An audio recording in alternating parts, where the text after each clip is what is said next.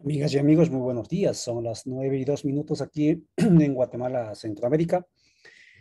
Hoy es 19 de octubre y como todos los miércoles estamos transmitiendo para usted a través de los canales de Radio Victoria, La Voz de los Pueblos, también el canal de redes sociales de Codeca Guatemala, La Mirada de los Pueblos de CPO, la página oficial de CPO.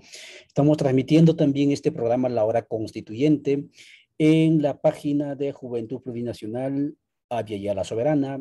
También transmiten con nosotros desde Ecuador, Rosina Cui Internacional, y obviamente desde Colombia, alcarajo.org, y así otras redes también, como en el caso de Chile, que van transmitiendo con nosotros. Para hoy hemos dispuesto a conversar o crear este contenido siempre en el marco, ojalá, de ir abonando a los procesos constituyentes del continente, ya sea a nivel de sujetos, pero también a nivel de contenidos de debate. La cuestión de, lo hemos titulado, soberanía alimentaria plurinacional, pero como tiene que ver allí, y está viendo usted a uno de nuestros expositores con el fondo de la producción agrícola, tiene que ver la soberanía alimentaria con el tema de acceso a la tierra, tiene que ver con esta cuestión. Vamos a abordar también la temática de cómo hemos evolucionado del concepto tierra a la noción de la territorialidad, pero también el otro elemento de tierra como elemento de la economía hacia este concepto de tierra como sujeto de derechos, en este sentido, madre tierra que lo denominamos. De eso vamos a hablar hoy. Y está con nosotros entonces Evaristo y Melvin desde los territorios, en este caso de Guatemala, pero esta temática del tema tierra y tema madre tierra es continental. Recuerde usted que el formato de la intento de redistribución o trastocar la estructura de la distribución de la tierra a través de la reforma agraria fue un libreto que se implantó con la finalidad de frenar el avance, entre comillas, del comunismo, del socialismo en América, en lo que se llama Yala. Y entonces allá en la punta del este, allá en Uruguay, por esa parte ¿no? Decidieron, vamos a implementar, obviamente con la venia y el impulso de los Estados Unidos, las reformas agrarias. Y las reformas agrarias funcionaron en tanto en cuanto pues, se conseguía ese objetivo. Una vez que ese supuesto enemigo se fue, otra vez se reimplantó el latifundio, ¿no? Y en este caso, pues, este continente prácticamente está en manos de unos cuantos. De eso no voy a hablar yo, ellos van a hablar. Entonces, es un tema absolutamente general. No es monopolio de los territorios de Guatemala y en ese sentido este contenido, por más que lo generemos desde Guatemala, servirá seguramente lo que abordemos hoy para el resto de los países. Muy bien, vamos contigo, Melvin. Por favor, preséntase a la audiencia quién es Melvin. Yo te he leído, me pasaste algunos artículos tuyos potentes, siempre en esto de la conflictividad estructural de la tierra en Guatemala. Preséntese, por favor, Melvin, y luego Evaristo. Adelante, por favor, activa tu micrófono, Melvin. Buenos días, señor Tai, y buenos días a todos los que nos escuchan. Yo soy Melvin Picón Soberanis, soy originario de acá del norte de Guatemala, de lo que se conoce pues como Alta Verapaz, para nosotros Tezurutlán, ¿verdad? Tierra de guerra. Pues ya de muchos años para acá, unos 15 años, hemos estado colaborando directamente en las organizaciones y comunidades indígenas campesinas en materia de recuperación, de la recuperación histórica de la tierra, ¿verdad? Bajo eso, en función de la investigación agraria y catastral de la tierra, ¿verdad? Para poder desarrollar litigios de recuperación de tierra, pero también en la parte de formación técnico y política, en aspectos de administración de tierra, de ordenanza, etcétera, ¿verdad? Entonces, un gusto estar con ustedes, pues esperamos poder compartir, ¿verdad? Desde acá del norte del territorio Cacchi, originalmente Samoncá, decíamos nosotros, hoy para nosotros Tezurutlán, ¿verdad? Pues esperamos poder compartir, gracias. Muchas gracias, Melvin. Son las 9:07. Vamos contigo, por favor, Evaristo.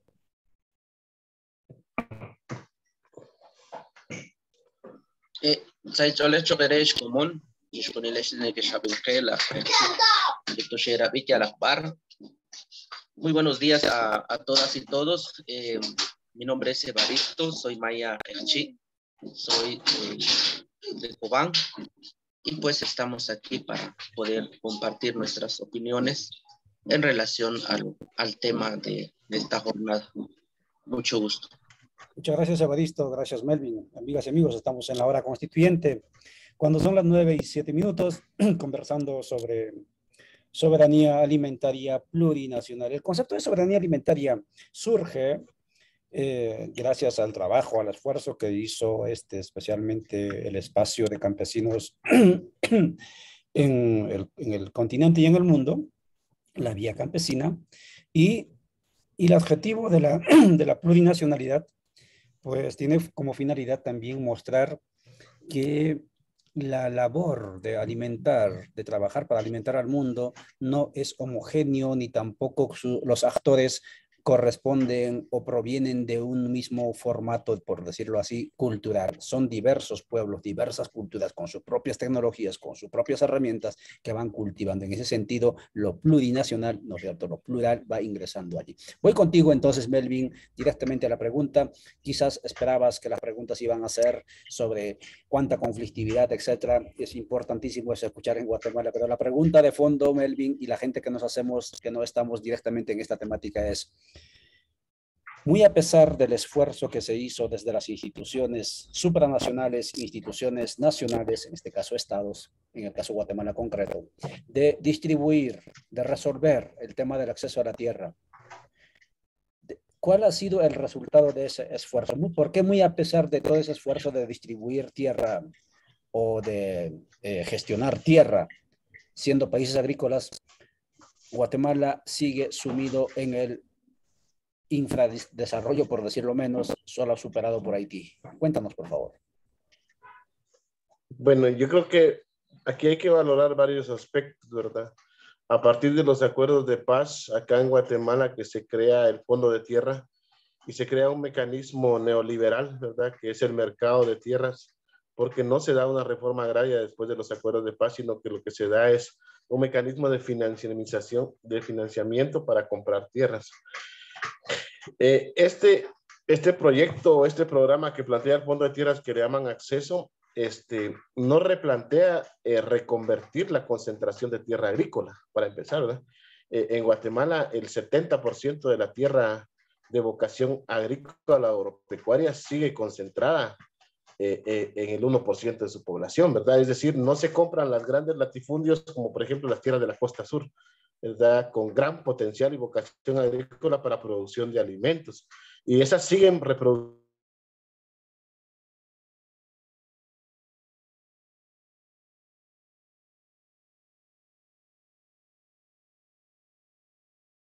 las dinámicas que traen desde la patrón, ¿verdad? Es adquirir tierras con vocación agroforestal en algunos casos, pero la mayor parte de tierra es de vocación forestal, ¿verdad? No es una tierra que tenga un potencial, la verdad, como medio de producción agropecuario, ¿verdad?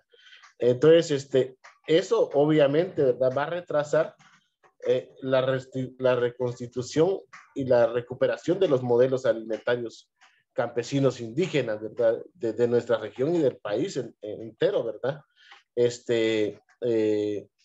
Tanto en el tema de que permite, por ejemplo, garantizar en todo el espacio la producción sostenible de alimentos y la producción de cultivos excedentarios, ¿verdad? Por otro lado, ¿verdad? Nosotros tenemos todo lo que es la franja transversal del norte, por ejemplo, que es hacia donde se ha movido en este momento el modelo de explotación agroexportador, ¿verdad? De la palma africana, que hace una reversión, ¿verdad? O sea, revierte lo que se había logrado, por decirlo así, con los acuerdos de paz, con lo que es el proyecto el programa de regularización de tierras que había dejado pendiente el INTA, ¿verdad? Es decir, el Fondo de Tierras titula las tierras a favor de comunidades que se han desplazado a la franja transversal del norte y al Petén, pero a la vez se inserta un modelo de mercado en el área que por mecanismos espurios en algunos casos permite a las industrias de palma africana volver a reconcentrar esas tierras, ¿verdad? Entonces, ¿qué está pasando ahí, verdad? Está pasando que hay una reconcentración de la tierra en la franja transversal del norte no hay una reconversión de las tierras de vocación agrícola en el sur, y entonces tenemos un déficit de producción alimentaria, tanto en las familias campesinas indígenas como en la población en general, ¿verdad? La población en general, ¿verdad? Está sujeta al mercado de alimentos, y ahí vamos a ver que en la medida en que, por ejemplo, en la crisis actual que estamos viviendo del petróleo, los costos son altos, ¿verdad? Entonces hay obviamente una restricción de acceso a alimentos, ¿verdad? De disponibilidad de alimentos, de lo que habla la FAO en tres términos: de acceso, disponibilidad y transformación, ¿verdad? Eso en este momento está en riesgo totalmente. Y no digamos la soberanía alimentaria, con la imposición de un modelo alimentario, ¿verdad? Industrial o agroindustrial, y sobre todo ¿cómo se llama? De un modelo de cultura de consumo instantáneo, le decimos nosotros. O sea, ya perdemos de vista esto, ¿no? Entonces, el principal problema actualmente, entonces, para nosotros es no haberse dado la reforma agraria, ¿verdad? La reforma agraria que planteaban, por ejemplo, con la CENOC a principios de los años 2000, la reforma agraria integral, luego la Ley de Desarrollo Rural Integral, que también tratamos de replantearla y que no pasa en esas estructuras estatales neoliberales y republicanas que tenemos, ¿verdad? Entonces, se mantiene entonces el modelo de mercado, y este modelo de mercado está reconcentrando la tierra otra vez en pocas manos. Muchas gracias, Melvin Picón, conversando con ustedes en este programa, su programa, La Hora Constituyente, que transmitimos desde Guatemala todos los miércoles de 9 a 10, se llama Hora por eso, ¿no? Estamos transmitiendo gracias a nuestros amigos, saludamos a Luis Emilio de León y a su compañero de cabina, que seguramente nos está escuchando en la Radio Victoria. Gracias por transmitir este programa. También por CPO, estamos transmitiendo también por La Mirada de los Pueblos, estamos transmitiendo por Sinacu Internacional, por alcarajo.org. Tanto los compañeros de Racinaco, pero también de alcarajo.org de Colombia, nos veremos próximamente en noviembre aquí en Guatemala en nuestro encuentro de comunicadores, así que ya vamos anunciando también. Estamos conversando sobre soberanía alimentaria plurinacional en este programa. Melvin, entonces lo que nos grafica en buena medida es esto de la tenencia de la tierra prácticamente en poquísimas manos, 1% de la población. Y dos, la trampa de esta imposición del acceso a la tierra a través del mercado de tierras, es decir, fondo de tierras. Y lo único que ha hecho este sistema es prácticamente privatizar las tierras, pero en títulos individuales. Y eso ha sido, como indica él, ha sido la trampa. Si se hubiera establecido lo que se consideraba en el decreto 900 de 1952, en la reforma agraria de aquella época, que la tierra, si se quería acceder, se podía acceder y no importa que sea solamente al uso, pero se podía acceder de manera colectiva, es decir, la propiedad colectiva de la tierra, entonces se prevenía de la posibilidad de que los ricos otra vez volvieran a comprar las tierras a los campesinos. Claro, porque si es tierra colectiva, su límite justamente es que es intransferible, por lo menos eso dice la doctrina de las propiedades colectivas, pero en la Constitución política, propiedad colectiva de la tierra prácticamente desapareció. Eso era la finalidad, privatizar las tierras para que otra vez los que tenían plata volvieran a comprárselo. Esa trampita también estuvo dentro de la firma de los acuerdos de paz. Nos cuesta decirlo, pero así es. Vamos contigo, Evaristo. Evaristo, la pregunta es, cuando los pueblos, tú que ambos son, y todos somos en este caso los tres, coincidimos que somos originarios de diferentes pueblos, cuando los pueblos están hablando, o en este caso Quechíes o cualquier otro pueblo, del tema de tierra, en su noción, en su pensamiento, no solamente ahora, sino también antes, ¿estaban demandando tierra o estaban demandando territorio? Me explico mejor. Entonces, por la campesinación del continente rural, se asumió que todos peleaban por el suelo, por esos 60 centímetros, ¿no? Y el pedacito de suelo, la propiedad de la tierra, pero que nunca se peleaba y se peleó por el derecho al territorio, pero que con la fiebre de los 500 años y el convenio 169, etcétera, apareció el concepto de territorio. ¿Eso es verdad? ¿O ya estaba eso en la lucha de los pueblos originarios, el concepto de territorio? Adelante, por favor, Evaristo. Muchas gracias. creo que desde mi humilde opinión, es importante para poder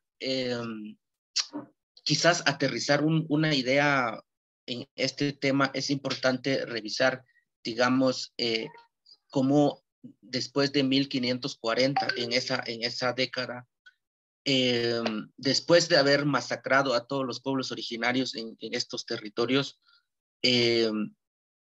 los españoles en ese entonces reasentaron a los pueblos originarios sin preguntarles cuál es la visión y el concepto que ellos tienen en relación a territorio. Pero ahí hay que considerar los elementos que ellos utilizan para esa concentración, para los nuevos reasentamientos de población indígena.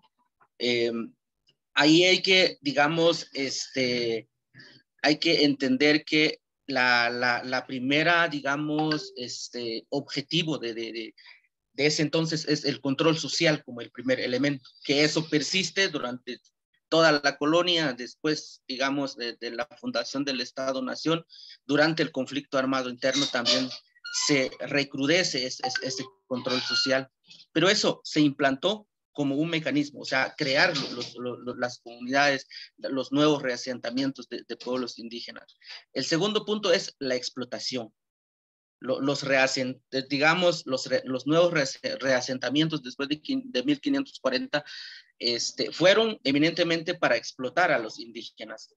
De ahí el otro elemento también es el cambio, la facilitación del cambio del pensamiento filosófico de los pueblos originarios, la implantación del cristianismo desde una perspectiva, digamos, capitalista. Entonces, esos elementos son los que de alguna manera lograron, digamos, penetrarse en el pensamiento de los pueblos originarios. Pero todo, digamos, son años, cientos de años, para no hacer digamos, muy extensa tratar de hilar estas ideas. Podemos trasladarnos 4 siglos después, ¿verdad? En el conflicto armado interno. Miramos nuevamente estos elementos que, digamos, cómo se fueron nuevamente, digamos, se crearon las comunidades, las aldeas modelos, y ahí se implantó la idea del desarrollo. El punto es que ¿a cuántos indígenas se les preguntó qué significa desarrollo? ¿O cuál sería el desarrollo para los pueblos originarios? Entonces, para poder, digamos, ahí, durante el conflicto armado interno, digamos, otro de los elementos que fue muy duro que afectó a los pueblos, a los pueblos originarios, es la penetración de la estructura militar en el seno de las comunidades. Porque ahí, entonces se crearon los comisionados militares, se crearon los patrulleros civiles, y ese es, digamos, como la reencarnación nuevamente del control social. Pero, ¿cómo se interpreta? La pregunta es si los pueblos originarios desde digamos, 1540, durante toda la colonia, después de la colonia, durante digamos, la reforma liberal, cuando Justo Rufino Barrios regaló tierras para mejorar supuestamente la raza y crear, digamos, desarrollo para los pueblos. En todo eso, en ningún momento, digamos, se consultó qué realmente necesitaban los pueblos originarios. Y eso hay que tenerlo claro. Incluso, digamos, los movimientos guerrilleros interpretaron, creyeron que los pueblos originarios solo peleaban por el concepto, digamos, de suelo, porque necesitaban la tierra para, ¿cómo se llama? Desde la óptica monetaria. Y entonces, sin embargo, no es así. Digamos, hay otro, digamos, elemento mucho más compleja. Pero ¿por qué, digamos, se trata de interpretar y tratar de dar solución cosmética? Porque no hay necesidad, digamos, no hay voluntad, no hay intención de reconocer a los pueblos originarios en su integralidad. Durante digamos, las personas que estuvieron en el conflicto armado interno, los indígenas que estuvieron, digamos, de parte de los movimientos guerrilleros en el conflicto armado interno, siempre plantearon el tema de territorio. Y ahí estuvo la discrepancia entre las dirigencias, porque siempre se reemplaza la demanda de pueblos originarios en su integralidad. Hoy en día, el tema de la plurinacionalidad está en debate y los mismos que creen conocer a las comunidades dicen, bueno, pero eso no es demanda urgente, hay demandas más. ¿Cuál es la demanda más urgente? Pues sacar un presidente. ¿Sí? Entonces, ¿cómo nos cambian, digamos, el sentido de las demandas? Y entonces, creo yo que, digamos, siempre los pueblos originarios demandaron la territorialidad en su integralidad.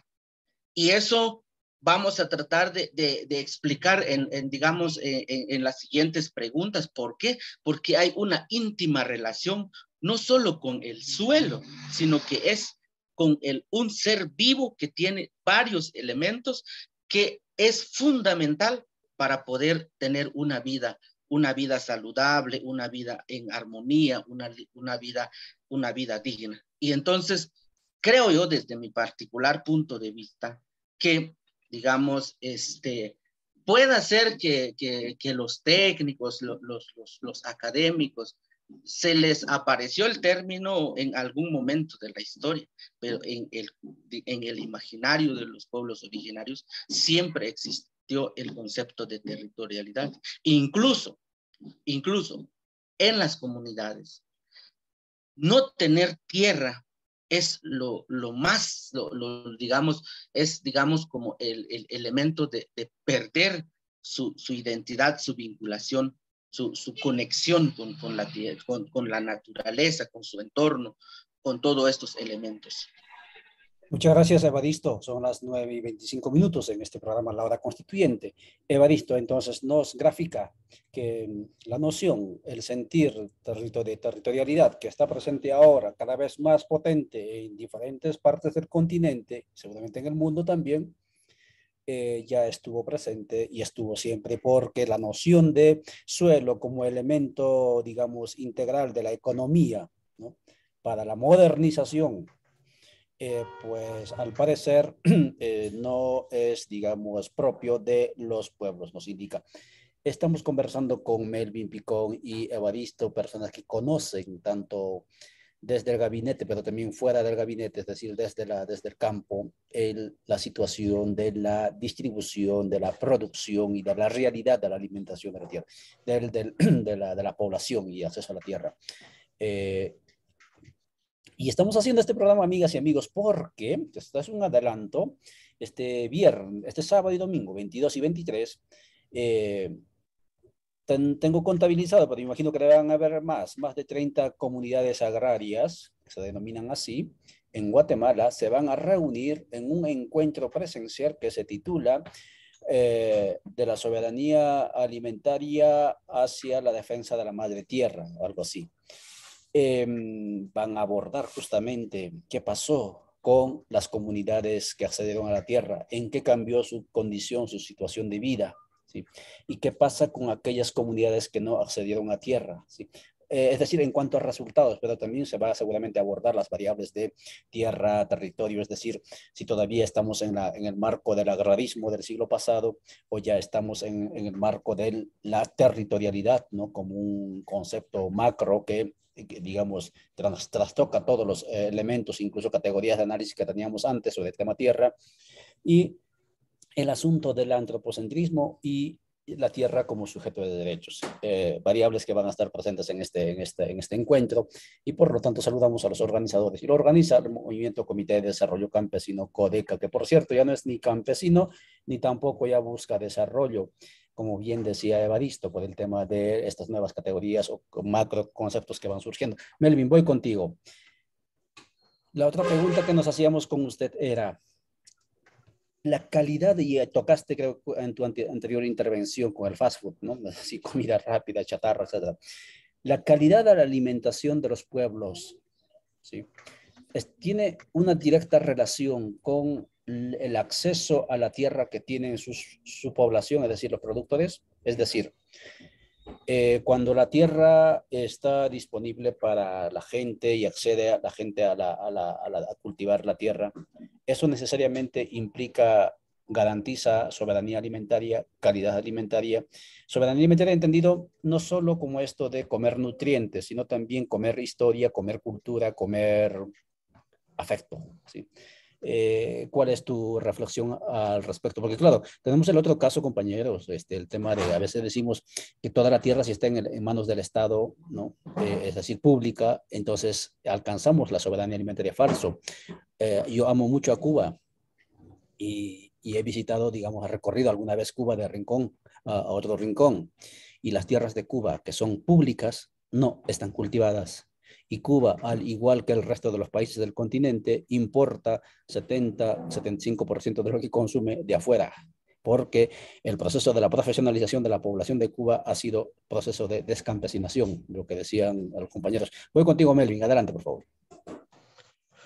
Bueno, aquí creo que hay que ver dos aspectos, ¿verdad? Y contrastes también, ¿verdad? La tierra, ¿verdad? Como bien lo decías, como sujeto de derecho, y qué es la tierra, ¿verdad? O sea, en los conceptos económicos liberales, ¿verdad? Capitalistas, estamos hablando de el medio de producción o el medio de explotación, ¿verdad? El que hay que extraerle, ¿verdad? Y no importa para qué, ¿verdad? O sea, qué es lo que se está produciendo. En el caso de comunidades indígenas, campesinas, netamente, estamos hablando de un concepto más socioeconómico, ¿verdad? La tierra como medio de vida, ¿verdad? Donde se reproduce la vida material, espiritual o cosmogónica. Entonces, tenemos todos esos elementos ahí conjugados, ¿verdad? Entonces, en la medida en que las comunidades, las personas disponen de la tierra no como medio de producción, no como medio de explotación, sino como medio de vida, ahí se reproducen otros elementos, ¿verdad? Porque entonces la tierra no va a ser sujeto de explotación, ¿verdad? Y que todo lo que se extraiga va a ser para transformarlo en dinero, para empezar, ¿verdad? Sino hay concepciones propias, ¿verdad? Que lo primero que prioriza es el cohabitar, decimos nosotros, o sea, el habitar en el espacio geográfico, en el espacio territorial, ¿verdad? De la tierra, ¿verdad? Y va a interactuar, ¿verdad? Con todos los elementos vivos, el agua, el bosque, el suelo, ¿verdad? Los animales, etcétera, ¿verdad? Y por otro lado, ¿verdad? ¿Qué producción estamos desarrollando, ¿verdad? Y ahí tiene que ver mucho los saberes, ¿verdad? Y eso replantea el modo de producción, ¿verdad? Que nos establece la economía, ¿verdad? Entonces nosotros tenemos, por ejemplo, en el caso de un modelo de producción alimentario comunitario, ¿verdad? E indígena, ¿verdad? Tenemos saberes, ¿verdad? Tenemos bienes de producción, las semillas, la tierra, ¿verdad? Las tecnologías que hemos desarrollado para eso. Y tenemos el trabajo familiar, el trabajo comunitario, que en su conjunto, ¿verdad? Van a generar un modelo de producción alimentario propio, ¿verdad? Que, por ejemplo, va a permitir, por ejemplo, tener disponibilidad y accesibilidad de alimentos durante todo el año, no solo por el hecho de la producción pecuaria o agropecuaria, sino por la obtención, la comprensión de las dinámicas propias de la biodiversidad, ¿verdad? O sea, nuestra agricultura no solo es labrar la tierra, ¿verdad? Sino comprender los ciclos de vida del espacio territorial, ¿verdad? Entonces tenemos ciclos en el que después, por ejemplo, del cultivo de maíz, vamos a obtener, por ejemplo, hierbas que no necesariamente van a necesitar labranza o van a necesitar prácticas agrícolas, ¿verdad? Vamos a tener producción de hongos que no necesariamente también necesitan, ¿verdad?, un trabajo agrícola, sino en mantener las condiciones ambientales adecuadas, ¿verdad? Entonces, ¿qué implica esto, verdad? La producción bajo formas propias, ¿verdad? Es decir, no el uso de pesticidas, de agroquímicos, incluso todavía yo por lo menos cuestiono la agroecología, ¿verdad? Porque nuestra agroecología está basada en función de mantener el equilibrio con la biodiversidad del entorno, ¿verdad? Entonces, si nosotros mantenemos ese equilibrio, no solo vamos a estar produciendo, sino vamos a estar obteniendo de la misma naturaleza o de la misma madre tierra otros elementos alimentarios, ¿verdad? Que se transforman en cultura culinaria, ¿verdad? Los sabores, ¿verdad? Los saberes que tenemos también en la transformación de esos alimentos, ¿verdad? Y eso nos saca, ¿verdad? En el modelo occidental alimentario es sal y azúcar, ¿verdad? Nosotros tenemos una diversidad de sabores y exquisiteces que tenemos, ¿verdad? Y va a depender del momento en que estemos transformando ese alimento que producimos, ¿verdad? El maíz nos muestra todo un ciclo de alimentación, no solo la tortilla, ¿verdad? No solo la tortilla, que es el final, ¿verdad? Pero entre en medio tenemos los atoles, los tamalitos, ¿verdad? Todo lo que toda esa diversidad, ¿verdad? Y eso nos va a deleitar el paladar, ¿verdad? Y nos crea otra forma de pensar también, ¿verdad? Porque entonces estamos constantemente, ¿verdad? Recreando, ¿verdad?, nuestras formas alimentarias propias, ¿verdad? Entonces, ahí hay bastantes contrastes, ¿verdad?, en ese tema, ¿verdad? Contrario a lo que impone el Estado con su modelo de seguridad alimentaria, ¿verdad? Que introduce dentro de las comunidades, por ejemplo, productos alimentarios que no están dentro de nuestra cultura de consumo, ¿verdad? Pero también introducen semillas, por ejemplo, que van a trastocar y a afectar nuestros bienes de producción de semillas, nuestra genética propia, ¿verdad? Es decir, nuestras características propias, ¿verdad? Y eso sí es bastante preocupante, ¿verdad? Porque en la medida en que penetra los programas de gobierno, ¿verdad?, con semillas mejoradas y todo, están destruyendo 10.000 años de agricultura familiar o de agricultura indígena propia, ¿verdad? Porque están degenerando nuestras semillas, están degenerando nuestros sistemas de producción. Lo mismo pasa cuando se introducen fertilizantes, ¿verdad? O se introducen otro tipo de agroinsumos o paquetes tecnológicos que le llaman, que van a degenerar todo ese equilibrio que hemos mantenido en nuestros sistemas de producción. Muchas gracias, Evaristo. Evaristo Picón, desde Alta Verapaz, conversa con nosotros en este programa La Hora Constituyente cuando son 9:35. Gracias a todos los amigos y amigas que nos siguen y nos ponen mensajitos. Aquí, por ejemplo, estoy revisando a ver si tengo audio. Si tengo audio, vamos a revisar la página de Codeca Guatemala, Consejo de Pueblos, CPO. Dice: la tierra aún Mateo Choc dice, la tierra aún se ve que es un negocio, pero no se conoce la causa. En Petén, las familias que obtuvieron escrituras públicas en tiempo de INTA y el Fondo de Tierras, las vendieron a las empresas de palma africana, así lo decía ya el compañero Melvin, bajo amenazas de engaños e intimidaciones que muchas áreas serán inundados por la instalación de hidroeléctricas sobre el río Usumacinta. Es el inicio de la venta de tierras. En segundo lugar, la entrega de títulos de propiedad. No hubo una explicación. Al entregar los títulos de propiedad, no hubo una explicación y educación a la población para el cuidado y el uso de la tierra. Estuvieron en el olvido y lejos del acceso a la sostenibilidad. Por supuesto que sí, Mateo, eso es una constante, una realidad, y gracias por comentar y por ponerlo en la pantalla para poder conversar al respecto. Y seguramente nuestros invitados también tendrán su reacción al respecto, pero no creo que haya mayor diferencia. Pero gracias por seguirnos, Mateo, y a mover contenidos. Voy a ingresar a la página a ver dónde estamos transmitiendo, también página de Codeca. Allí hay un comentario que nos dejan y nos dice Sonia Raimundo: interesante el análisis de Evaristo al referirse a territorialidad cuando hace el análisis sobre la conexión que tiene la tierra con la persona y lo que implica en el sistema de la vida cotidiana. Gracias a Raimundo, Sonia, por seguirnos y también por poner en la pantalla este comentario importante, claro que sí. Y usted, amiga y amigo, que todavía no comenta, no pregunta, pues anímese, que esta pantalla es de usted y que lo leeremos por aquí. Voy contigo, Evaristo, cuando son 9:37 en este programa, La Hora Constituyente. En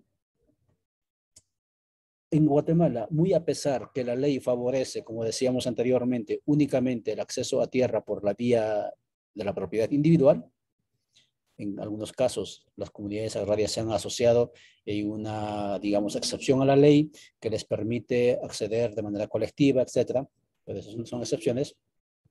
La pregunta es, en cuanto a, y además, pero en los hechos hay comunidades que amparados en títulos ancestrales han disputado y siguen disputando y recobrando territorios, ¿no?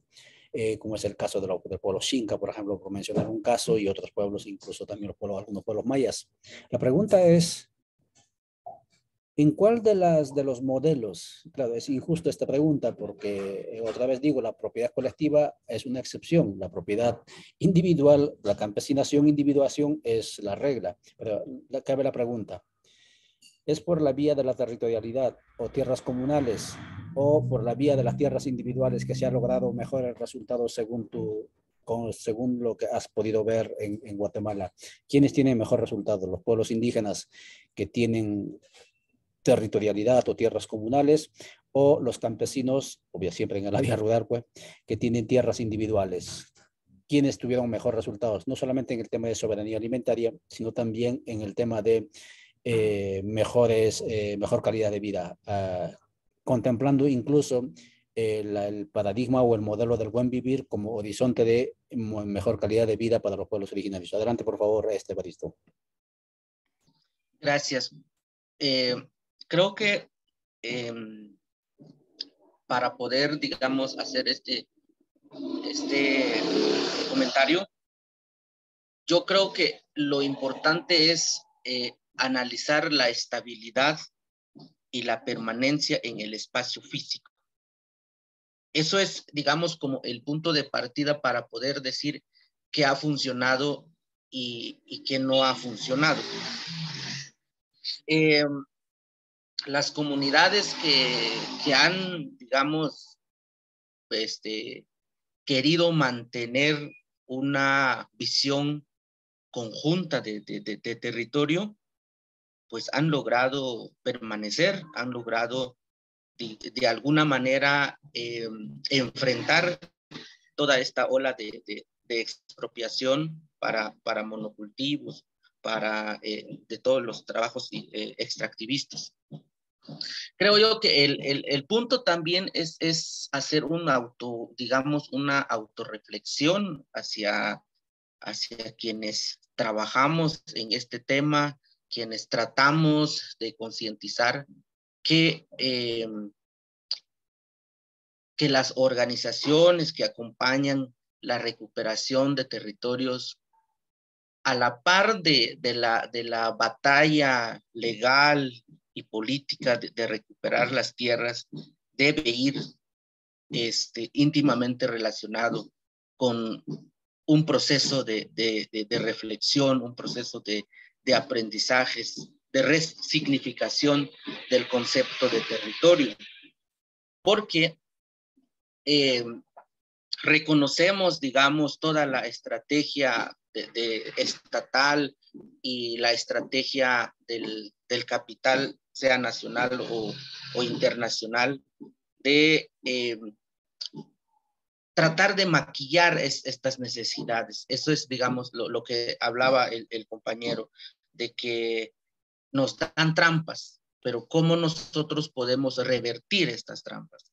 Por ejemplo, casos muy lamentables en Petén. Se tardó casi 10 años para recuperar un terreno, un territorio, digamos, y ni siquiera se había terminado de hacer la titulación a nombre de cada uno las tierras ya estaban empeñadas, las tierras ya estaban en manos nuevamente de los dueños. Otra organización que en su momento logró recuperar 149 fincas, pero en su decaída, en sus análisis decían, pero ¿dónde están esas 149 fincas? ¿Dónde están esas personas? Entonces, por muy a pesar de los elementos externos, de la manipulación, de la coacción, de las amenazas que recibimos en el territorio, nos hace falta fortalecer la resignificación de qué es, para qué queremos realmente la tierra, para qué nos va a servir. Porque si nosotros vamos con el concepto hacia las comunidades, les damos tierra para que ustedes tengan un bienestar, pero ese bienestar, ¿en qué consiste? Ese bienestar, ¿qué es? Es un bienestar económico para tener mayor ingreso, para tener un mejor, condiciones económicas. Por supuesto que tal vez es un elemento, pero que no debería ser, como la prioridad, ¿verdad? No debe ser la prioridad, no debe ser por encima del dolor que pueda sufrir el territorio. Para mí esto ha servido. Hay, en esta realidad comunitaria, hay experiencias también de comunidades que recuperaron hace tiempo la tierra, pero empezaron con con una experiencia comunal. Por ejemplo, nosotros tuvimos, nuestros abuelos tuvieron acceso a la tierra, se asentaron en un espacio por ahí por 1960 y ahí estuvieron. Y nadie pedía, como título, pero sabían dónde estaban los límites. Y dentro de la comunidad habían acuerdos donde cada uno tenía su lugar de su milpa, lugar de sus cultivos para poder vivir. Y nadie peleaba por nada, pues cada uno respetaba su espacio. Y mientras va creciendo en la comunidad, los abuelos y los ancianos de la comunidad le asignaban un espacio a la nueva familia que se forma. Entonces ya te corresponde trabajar aquí, pero no había título. Pero después, ya con el Fondo de Tierra, llega e impone esa idea de que hay que tener la certeza jurídica de la tierra. Y entonces los divide. Y al dividirlo, desde mi punto de vista, al dividirlo, vulnera, a la comunidad. Y les introduce la idea de que hay que producir esa tierra, hay que hacerle producir mucho dinero. Y entonces, pero no había recursos para eso, no había elementos para eso. Entonces lo que empiezan a hacer las personas es vender las tierras. Y entonces cuando uno ya vende las tierras, entonces se queda con su lote de una cuerda, de 2 cuerdas. Y entonces, ¿qué hacemos en ese sentido? Creo yo que eso es, una de las estrategias más fuertes que hay en el país. Entonces, la resignificación debe ser, el elemento fundamental. La tierra, ¿para qué lo queremos recuperar? Porque, desde los abuelos, la tierra no es el simple suelo que hay que explotarlo, que hay que producirlo y hay que, sacarle el mayor provecho, sino que es el espacio donde vamos a vivir, es el espacio que interconectan varios elementos. Desde el pensamiento del pueblo Erchi, los cerros tienen una función elemental y son seres vivos que se mueven, que se reproducen, que se comunican unos con otros. Y entonces esos elementos tienen que estar bien definidos y tenemos que conocerlo para valorar todo lo que tenemos a nuestro alrededor. Creo yo que es ahí donde hemos, de alguna manera, quizás equivocado en el tema, ¿verdad? Entonces hay que promover ese tema y pues procesos de formación sobre todo y de reflexión, ¿verdad? Para que podamos enfrentar de una manera colectiva todas estas atrocidades que nos vienen a imponer en el tema de las industrias extractivas. Gracias, Evaristo. Amigas y amigos, estamos en la hora constituyente y usted constate por su propio medio cuando lo vea en diferido este contenido, o si me está siguiendo en alguno de los canales, nuestros invitados evidencian que efectivamente hablan desde el pensar, pero también del sentir y del hacer, ¿sí? Nuestros invitados están abordando este tema, incluso proyectándose más allá de lo permitido por las herramientas y las categorías de análisis que se aprenden normalmente para comprender, analizar y explicar o comunicar estos temas, ¿sí? Está con nosotros Evaristo y Melvin. Melvin, tengo una pregunta para ti. Te lanzo la pregunta, pero después, antes que respondas, voy a ir a mensajitos y luego también me piden que comente también de la propuesta del movimiento Codeca en el eje de tierra, concretamente. La pregunta, Melvin, es el país y tu especialidad, y por ahí seguramente te hubiera gustado abordar el tema, pero tu especialidad, tu campo donde te desarrollas, y la persona que nos contactó, que es amiga nuestra, que apreciamos muchísimo, Vivian, nos decía, es buenísimo en el tema del análisis de la tensión estructural del acceso a la tierra. Y ahí va la pregunta, entonces, ¿cómo resolvemos esta tensión estructural, estructurante del acceso a la tierra en Guatemala, que no es de ahora, sino que desde el inicio de la colonia interna o de la república llamada? Pero antes voy a ir a mensajes y entraré a la página del movimiento, la página de Radio Victoria. Dice, que nos dicen en Radio Victoria, dice, Cunen, bien compañeros. Freddy Álvarez dice, buen día, ¿por qué no convocan al pueblo para informar sobre el proyecto de MLP? Pues el único partido que posee uno sería la fórmula perfecta. Bueno, está hablando del MLP, gracias por el mensaje. Freddy Álvarez, es un tema importantísimo, la disputa electoral, la disputa política. Dice Edwin Sánchez, soberanía alimentaria. Pregunto por el concepto de soberanía o alimentación con identidad de pueblos. Esa pregunta lo plantea Edwin. Gracias a Edwin Sánchez por seguirnos, por mover este contenido y por generar contenido, información con sentido y con aroma a pueblo desde donde estás. Doña Telma Cabrera, nuestra compañera Telma, nos dice, saludos hermanos desde el pueblo MAM, excelente transmisión, temas importantes. Gracias por seguirnos, compañera Telma, donde estés, un saludo y también cordial para usted y éxitos en el trabajo que está realizando. Hamilton Ordóñez dice, importante la soberanía alimentaria para no ser más consumistas, sin olvidar los derechos de la madre tierra. Avanzamos a pesar de un sistema que ha introducido fórmulas químicas para la producción. Con la soberanía alimentaria rescataremos las semillas nativas de la región. Saludos desde Petén, nos dice Hamilton. Gracias por seguirnos. Y les decía que les mencionaría algunas propuestas concretas que se me vienen a la mente, que han sido debatidos y están en el documento de la propuesta en el tema tierra. En primer lugar, el movimiento Codeca está planteando, las comunidades de resistencia, ponerle límite a la posibilidad de acaparar tierras en el país con la nueva constitución, y dice, en la nueva constitución se establecerá el límite máximo de la propiedad individual de la tierra o empresarial al 5 caballerías máximo. A partir de 5 caballerías y 1 metro o 1 centímetro, eso ya regresa al Estado. Me parece importantísimo, porque claro, con la lógica del libre mercado, como dice Melvin, habrá gente que tiene pisto, el dueño de Facebook, desde donde estamos transmitiendo, el día que quiera se lo podrá comprar los 108.000 kilómetros cuadrados, si acaso quiere comprárselo, ¿no? Porque el libre mercado de tierras no tiene límite. Entonces, ¿dónde vamos a comer? ¿Dónde vamos a producir? Esa es la pregunta, ¿verdad? Otro planteamiento del movimiento Codeca es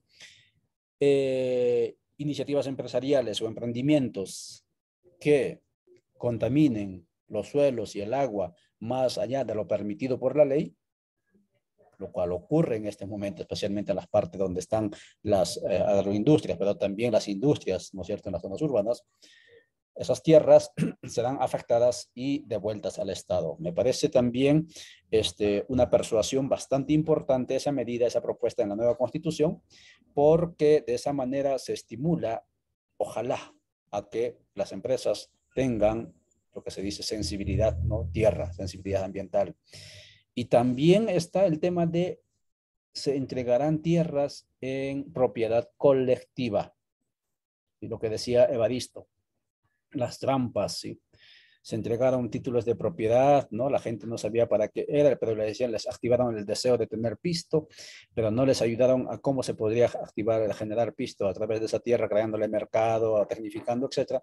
Y entonces, como estaban activados ya con el deseo del dinero, los campesinos lo que hicieron fue entregarlo a la tierra, ¿no? Al mejor postor, precio de gallina muerta, y así se privatizó y se reconstruyeron los latifundios o los monocultivos en este momento. Entonces, lo que está proponiendo el movimiento es tierra sinónimo de propiedad colectiva, es decir, a partir de la nueva constitución se entregarán tierras únicamente y en buena medida bajo el formato de propiedad colectiva. Y esa propiedad colectiva tiene las características de intransferibilidad, que no se pueden partir, ¿no? Etcétera, pero que sí se pueden heredar y todo lo demás, ¿no? Bien, vamos contigo entonces, Melvin, por favor, gracias por tu paciencia, y cuando son 9:53 abordemos esta pregunta, pues, ¿cómo resolvemos eso? Yo sé que es una pregunta abusiva, pero lo siento, la gente se pregunta eso. Adelante, por favor. Bueno, primero hay que recordar que bajo la sombra del Estado actual es imposible, ¿verdad? O sea, el Estado actual guatemalteco mantiene el mismo régimen, el mismo modelo colonial, o sea, de hace 500 años, ¿verdad? La misma política, ¿verdad? Todos los esfuerzos que se han hecho han caído en sacos rotos, ¿verdad? En la actualidad, ¿verdad? O sea, hablamos de reforma agraria integral, hablamos de la ley de desarrollo rural integral, hablamos del código agrario, algunos hablaron del código agrario, creo que el movimiento campesino que estaba en CENOC en su momento no lo adoptó, vamos a hablar de tribunales agrarios. Eso no transforma la relación latifundio-minifundio o la restitución de las tierras indígenas, ¿verdad? O las tierras ancestrales, ¿verdad? Entonces, ahí se hace necesario, ¿verdad? Que primero, ¿verdad? Tenemos que abolir el Estado colonial criollo republicano, ¿verdad? O sea, no tenemos otra opción, ¿verdad? Dentro de este marco no hay, ¿verdad? Porque necesitamos un nuevo Estado que replantee las formas de propiedad, como lo decía, pero que también que reconstruya o que construya nueva institucionalidad, ¿verdad? Bajo el régimen de propiedad privada, bajo el régimen del registro general de la propiedad, la lógica es mercantilista, ¿verdad? Entonces, y ahí nos metieron a todos, ¿verdad? Comunidades indígenas, campesinas, que en propiedad colectiva, en copropiedad, en todas las formas de propiedad que reconocen actualmente el registro de la propiedad, pero siempre con la lógica mercantilista, ¿verdad? Entonces, creo que son retos grandes, ¿verdad? Porque incluso cada pueblo, cada nación maya debe tener las formas propias de administración de tierra, debe tener sus propias instituciones de administración de tierra y territorio en un nuevo Estado, en un modelo de Estado nuevo, ¿verdad? Plurinacional, ¿verdad? Por supuesto, que se salga de esas dinámicas, pero también, ¿verdad? Que regule la tenencia como bien lo planteabas, que destruya el latifundio, ¿verdad? Porque el latifundio es el modelo de explotación, ¿verdad? No solo de la tierra, sino de los pueblos indígenas, ¿verdad? Que se impone, ¿verdad? Para la explotación de la fuerza de trabajo de los pueblos indígenas y de los campesinos, ¿verdad? Entonces, el reto es grande, ¿verdad? Nosotros sabemos en la estructura política del poder político formal del Estado, no va a permitir, ¿verdad? El actual Congreso, por ejemplo, no va a permitir una ley integral, ¿verdad? Necesitamos, obviamente, transformar ese Estado, refundar ese Estado, fundar ese Estado, ¿verdad? Si queremos reconstituir la tierra y el territorio ancestral, ¿verdad? Que es otro tema, ¿verdad? Porque una cosa es la distribución, ¿verdad? Desde una mirada economicista, desde el medio de producción.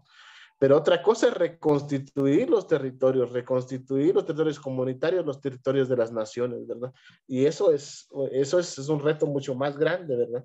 Porque entonces, ya no solo es la mirada economicista, sino es, ¿verdad? El reconocimiento de esas naciones en la administración de sus formas propias de tierra y territorio en sus espacios originarios, ¿verdad? Muchas gracias, Melvin. Efectivamente, necesitamos una nueva arquitectura jurídica, necesitamos una nueva estructura institucional, una nueva institución, un nuevo Estado, como muy bien dice Melvin, y eso es una constante que escucha uno en los pueblos, en los sectores, o fuera de las instituciones, digamos, oficiales del Estado-Nación actual. Esto que plantea, bajo este sistema del colonialismo interno, imposible avanzar hacia la reconstitución de los territorios o hacia una soberanía alimentaria con identidad, como lo planteaba también Edwin en el comentario. Evaristo, voy contigo cuando son 9:57 minutos en este programa, La Hora Constituyente. En el mundo Kerchi, creo que lo reiterabas también en algún momento, aunque sí, no sé si ahora, el concepto de Ahrar Church, hijo de la tierra, ese concepto también que está, y al mismo tiempo ese estilo de vida, el mapuche, hombres de tierra, o el Jalpahuahuan, hijos de la tierra en quechua, ¿no? O la Pachamama o la madre tierra. ¿Qué implicancias filosóficas, pero también actitudinales, tiene en la vida cotidiana del pueblo o de los perchíes o de las perchíes en este tiempo? Adelante, por favor, Evaristo, háblenos de ello. Muchas gracias. Creo que hay varios, digamos, definiciones que podría hacer. Yo quiero compartir digamos, con la audiencia lo que mi abuela me dijo en relación al término. Entonces, tratar de entender por qué, digamos, somos Ahrar Church en Perchi, literalmente en español, hijos de la tierra, y me decía, la madre biológica te amamanta hasta un máximo de 2 años a 3 años, muy fuerte. Y a partir de ahí, ¿de quién comes? Entonces te empieza a amamantar la tierra, te provee alimentación, te provee la bebida que necesitas. Y todo lo que vas a consumir va a venir de la tierra. Por eso es nuestra madre.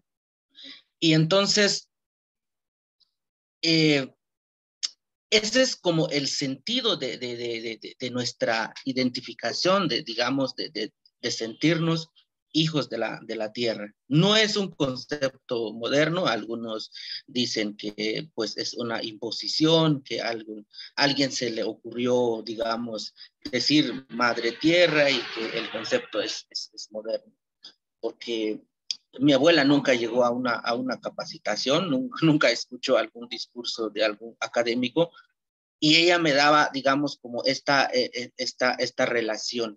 Y además decía, mire, el ser humano no puede estar desvinculado de la tierra porque su órgano principal le llamamos también tierra, o término, digamos, literalmente en español, digamos, le decimos hígado, en quechí es choch, o sea, es tierra, o sea, es el pedazo de tierra, la parte, digamos, la parte del organismo que tiene una función fundamental para filtrar todo lo que consumimos y convertirlo en energía para que tengamos digamos, una vida plena, una salud, digamos, una salud.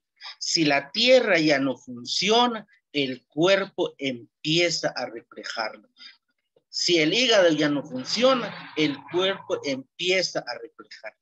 ¿Por qué el hígado es el más castigado en los últimos tiempos? Porque lo que consumimos es tóxico y entonces dañamos, envenenamos ese pedazo de tierra para nosotros los cachí que tenemos en el cuerpo. Lo mismo pasa con la territorialidad, ¿verdad?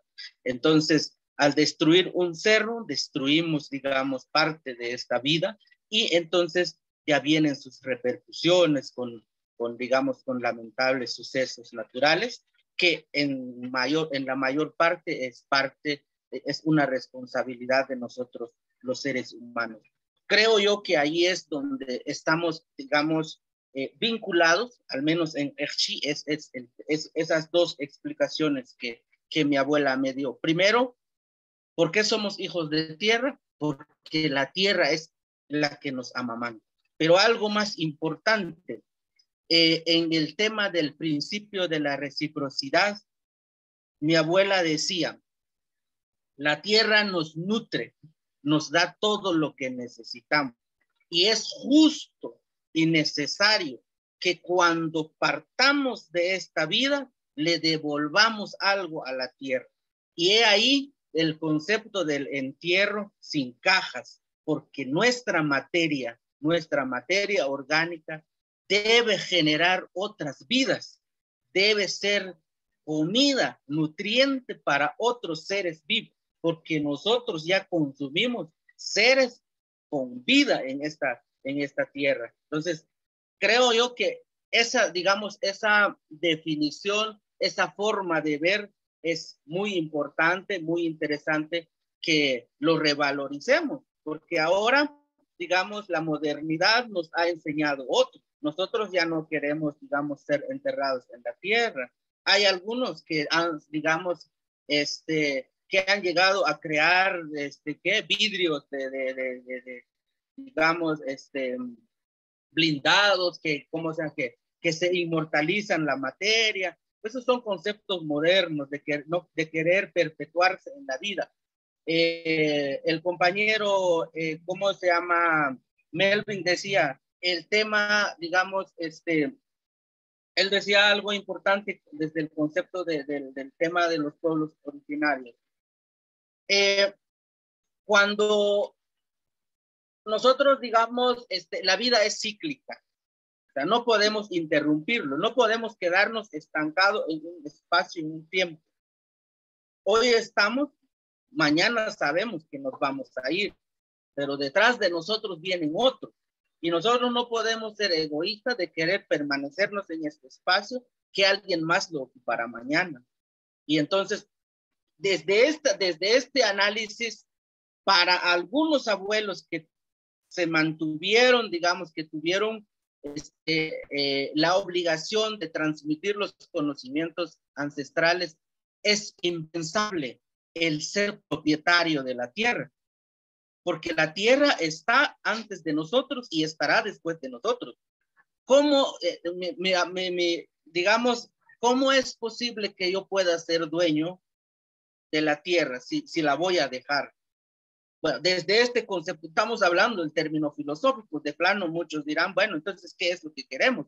Pero desde el plano, digamos, del pensamiento, la tierra es un elemento vivo, a eso quiero aterrizar. Y nosotros estamos acá nosotros no podemos ser arrogantes cuando podemos decir, queremos proteger la tierra no se protege solo. Lo que nosotros tenemos que hacer es una relación armoniosa y respetuosa con la tierra. La arrogancia es decir, yo quiero defender esta tierra. La tierra no necesita defensa. La tierra necesita respeto, valoración y una relación armoniosa. Saber hasta dónde puedo yo explotarla para producir una alimentación, porque yo tampoco puedo morir de hambre. Tengo que también tener la alimentación necesaria, pero eso tiene sus límites, hasta dónde puede ser y qué es lo que se puede y qué es lo que no se debería de hacer. Esa es la relación, digamos, de alguna manera, de manera muy concreta, porque estos temas son muy, muy profundas y nos da para mucho tiempo estar ahí hablando, ¿verdad? Pero muchas gracias. Muchas gracias, Evaristo, por llevarnos hacia la espiritualidad de la tierra, que de eso se trata, comenzar a pensar, a imaginar modos diferentes de pensar, de sentir, a lo que llamamos tierra, territorio, madre tierra. Mientras pongo y comparto en la pantalla este póster, voy a dejar el micrófono a Melvin y luego también a Evaristo, por si tienen alguna idea conclusiva o despedirse de la audiencia, porque ya son 16 minutos aquí en Centroamérica y esta hora constituyente ya se está volviéndose hora y 6 minutos constituyente. Vamos contigo, por favor, Melvin. Si tiene alguna idea conclusiva o despedirse de la audiencia, pues active el micrófono, es suyo. Adelante.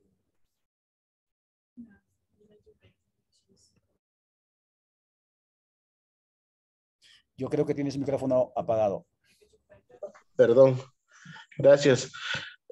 Nosotros consideramos que un elemento importante que hay que mantener y que debe prevalecer para enfrentar, ¿verdad?, el modelo extractivo, para enfrentar el latifundio, es la autodeterminación, ¿verdad? Actualmente, las comunidades que tienen tierra, que tienen territorio, deben de mantener la autodeterminación sobre cualquier amenaza, sobre cualquier imposición estatal, sobre cualquier imposición empresarial, ¿verdad? Es decir, más allá de la consulta es el principio de autodeterminación, de decidir y disponer sobre nuestros bienes naturales, ¿verdad? Y también, ¿verdad?, sobre la reconstitución y recuperación de la identidad, como lo planteaba Evaristo, ¿verdad? El ser Arralchocho implica reconstituir mi identidad, ¿verdad?, en todas sus dimensiones políticas, sociales, económicas, etcétera, ¿verdad? Y eso pues me saca de la dinámica que impone el capitalismo, que impone el neoliberalismo en la actualidad, ¿verdad? Que es lo que de reconstituir la identidad, ¿verdad? Entonces, y bueno, pues, y por otro lado, ¿verdad? La demanda por la recuperación y la restitución ancestral de la tierra es justa y necesaria y es un derecho legítimo, ¿verdad? No podemos validar aquellas ideas que están imponiendo actualmente, que el derecho a la propiedad privada es un derecho humano, ¿verdad? El latifundio es injusto, ¿verdad? Por lo tanto no se puede considerar un derecho humano como tal lo plantean los terratenientes aquí en la zona, ¿verdad? Aquí en Alta Verapazo, aquí en el territorio, ¿verdad? Eso no. Lo que sí es un derecho humano y es un derecho histórico es la restitución de las tierras ancestrales. Gracias. Gracias, Melvin. Por favor, Evaristo. Muchas gracias. Creo que es importante, digamos, entender que es una realidad del despojo de territorios en pueblos originarios. El hecho de que el 80% de la posesión de tierras lo tengan el 1% de la población, esto es un indicador que necesitamos. Pero no necesitamos una recuperación de territorio bajo los conceptos y la dinámica del neoliberalismo.